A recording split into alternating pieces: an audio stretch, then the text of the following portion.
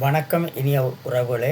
உலகெங்கும் வாழும் அனைவரையும் உலக மின்னல் அன்புடன் வரவேற்கின்றது. இன்று ஐரோப்பாவில் வேலைவாய்ப்பு மற்றும் பணி இழப்பு நிலைகள் 2025-26 வருடங்களை பற்றி ஆராயப்போகின்றோம். 2025-2026 ஐரோப்பின் வேலைவாய்ப்பு மற்றும் பணி இழப்பு நிலைகள் பற்றி பார்க்க போகின்றோம். சில முன்னேற்றங்கள் இருக்கின்றன, சில சவால்களும் உள்ளன. இதனால் கோடிக்கணக்கான தொழிலாளர்கள் பாதிக்கப்படுகின்றார்கள். தற்போதைய பணி இழப்பு 2025 நவம்பர் மாதம் ஐரோப்பிய ஒன்றியத்தின் பணி இழப்பு விகிதம் 6% இருந்தது. கடந்த ஆண்டு 5.8% இருந்ததை விட சிறிது உயர்ந்துள்ளது. ஐரோப்பா பகுதியின் பணி இழப்பு விகிதம் 6.3% அக்டோபர் மாதம் 2025க்கு இடையே சிறிய குறைவோடு. இளம் தொழிலாளர்களின் பணியிழப்பு விகிதம் 15.1%. பெண்கள் பணியிழப்பு விகிதம் ஐரோப்பிய ஒன்றியத்தில் 6.2% மற்றும் ஐரோப்பிய பகுதியில் 5.6%. ஆண்கள் பணியிழப்பு 6.1% நிலைத்துள்ளது. இதனால் மொத்த பணியிழப்பு குறைந்திருக்கின்றது. என்றாலும் குறிப்பாக இளம் தொழிலாளர்கள் இன்னும் சிரமத்தில் தான் இருக்கின்றார்கள். OECD மற்றும் ILO அறிக்கைகள் OECD எம்ப்ளாய்மெண்ட் அவுட்லுக் 2025 வேலைவாய்ப்பும் தொழிலாளர் பங்கேற்றும் ராக்கெட் நிலையில் உள்ளதாக கூறுகின்றது. உண்மையான சம்பளங்கள் பெரும்பாலும் உயர் நிலையில் இருந்தாலும் OECD நாடுகளில் பாதியில் சம்பளங்கள் 2021 தொடக்க நிலைக்கு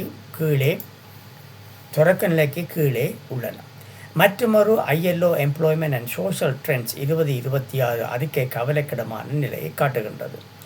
மொத்த வேலைவாய்ப்பு நிலை இருக்கிறதாலும் வேலை தரம் மற்றும் மேம்பாடு நிறுத்தப்பட்டு சமத்துவம் குறைந்து வருகின்றது. 300 மில்லியன் தொழிலாளர்கள் கடுமையான வறுமையில் வாழுகின்றார்கள். மேலும் 2.1 பில்லியன் தொழிலாளர்கள் அடிப்படை உரிமைகள், சமூக பாதுகாப்பு, வருமான பாதுகாப்பு இல்லாத வேலைகளில் உள்ளார்கள். ஐரோப்பிய ஒன்றிய வேலைவாய்ப்புகள் விகிதங்கள். ஐரோப்பிய ஒன்றியத்தின் 2024 வேலைவாய்ப்பு விகிதம் 75.8% இருந்தது. 2030க்கான இலக்கு 78% நோக்கி போகின்றது. நெதர்லாந்து முன்னிலையில் 83.5% இருந்தது. ஆனால் இத்தாலி 67.1%க்கு கீழே உள்ளது. ஆண்கள் வேலைவாய்ப்பு விகிதம் 80.8%, பெண்கள் வேலைவாய்ப்பு விகிதம் 70.8%. இதனால் 10% வேறுபாடு உள்ளது. 2015 ஆண்டு தொடக்கம் 2024 ஆண்டு காலகட்டத்தில் குறைந்த கல்வி நிலை கொண்டவர்களின் வேலைவாய்ப்பு சுமார் 8% உயர்ந்துள்ளது. இது பலருக்கு முன்னேற்றத்தை காட்டுகின்றது. எதிர்கால நோக்கு.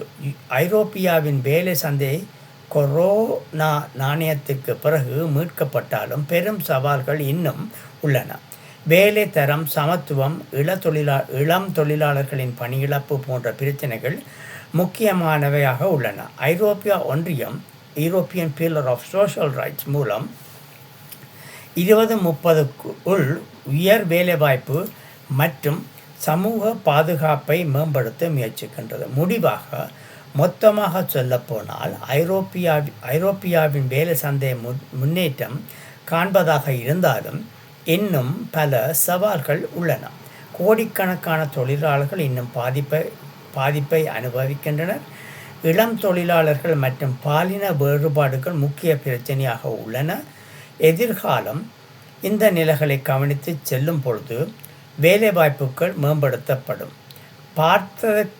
இந்த பதிவை பார்த்ததற்கு நன்றி. இது பயனுள்ளதாக இருந்தால் லைக் செய்யவும், சப்ஸ்கிரைப் செய்யவும், பெல் பட்டனை அமர்த்தவும் மறக்காதீர்கள். அடுத்த வீடியோவில் மீண்டும் சந்திப்போம் அடுத்த பதிவில். மேலும் உங்களுக்கு தெரிந்த நண்பர்கள், உறவினர்கள் அவர்களுடன் பகிர்ந்து கொண்டால் அவர்களும் இதனால் நன்மை அடைவார்கள் என்ற நோக்கத்துடன் உங்களிடம் கூறி உங்களிடமிருந்து அன்பாக விடைபெறுகின்றேன். நன்றி, வணக்கம்.